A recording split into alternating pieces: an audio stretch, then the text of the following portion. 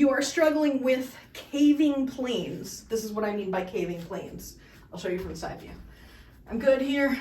I bring this back behind, but it does this instead of this, right? So your planes are looking like this, which, you know, from a front view, this is a caved plane. That's not that much different than this, but as an artist, I know. If you're struggling with what I'll call caving planes, here's a drill that might help you. Starting from your overhand butterfly, if you bring both poi behind and practice holding it here, not with a caved plane, but with a flat plane. And again, this is one of those ones that you could do up against a wall, if you could have an empty wall somewhere where you can back up, back up, back up. I don't even have a big enough wall here, but you can use that to measure your flatness and ensure that you're not actually curving the plane. And then what you can do is, in addition to holding it here, you can inch your way down, keep it flat, inch your way up, inch your way up, inch your way up. And make sure it's not, and I notice, for me, in the top, in addition to it curving this way, it also curves this way. So you get just all kinds of curvature there. So it's a lot more effort to keep it up and vertical and not curving, I think, than here. But this is a great drill. And then, you know, if you want to drill it one-handed to help keep it flat, what you can do is, normally I tell you not to look behind you, but now I'm going to tell you to look to the other side while you're doing the drill, because that's going to make you want to lean this way, right? It's going to make you want to curve.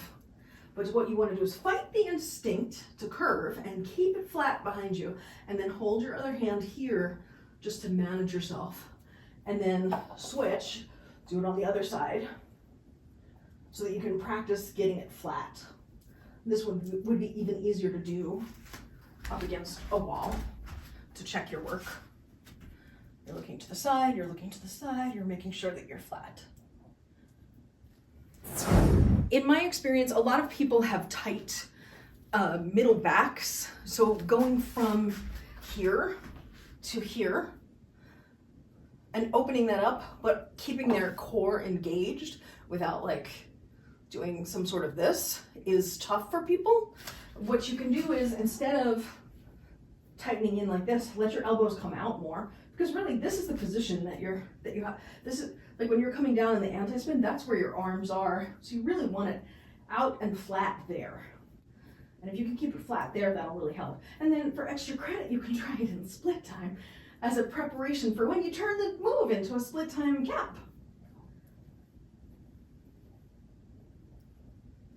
But I think that this is a very common thing. I think people are tight back there. This is almost the exact opposite of the Pilates, where we're trying to use our core to do this. You're pretty stationary when you're doing this. There's not, you need to have enough back flexibility to get it back there and hold it there without needing to twist or use momentum to get it behind you. It could be a matter of this as well. So for some people I've worked with, they can do this where they're like, this is behind you, this is relatively flat, but this is much further behind you. So it's a matter of practicing being able to go from here to back here, and not just with one hand, but with both. One thing that can help is some stretching. Oh my goodness. If you don't do these, I would recommend them. I don't have a wall, so imagine a wall here.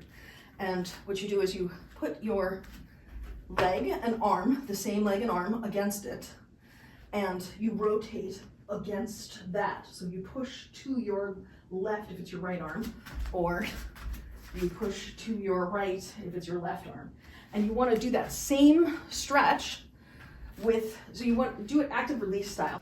If we imagine this is the wall, you want to be up against the wall like this, not this way against the wall. You're against it like that.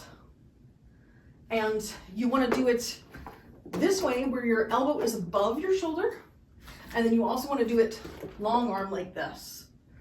It's the same stretch, but you want to hold 2, 3, then release 2, 3. If I used my imaginary wall and did it with you, feel free to actually go up against a wall and do it. Okay, so you want your elbow above your shoulder. You want your left foot and left arm up together, and then you're gonna rotate 1, 2, 3, and then release. And then rotate 1, 2, 3, and then release. And then rotate 1, 2, 3, and release. And now let's switch to the other arm.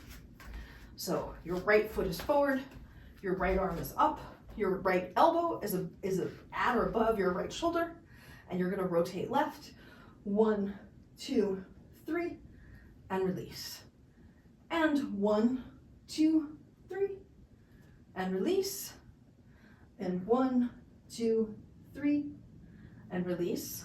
And then the other version, switching back to the other hand, left foot forward, left hand out. So now you're further from the wall because your arm is out the full distance, and you're gonna rotate to the right, and 1, 2, 3, and come back to neutral, and rotate 2, 3, and come back to neutral, and then rotate 2, 3, come back to neutral. We're gonna switch arms, and then it'll be your right arm fully extended, and your right foot forward, and then you're gonna rotate left, 1, 2, 3, and release, and rotate 1, 2, 3, and release, and then rotate 1, 2, 3, and release.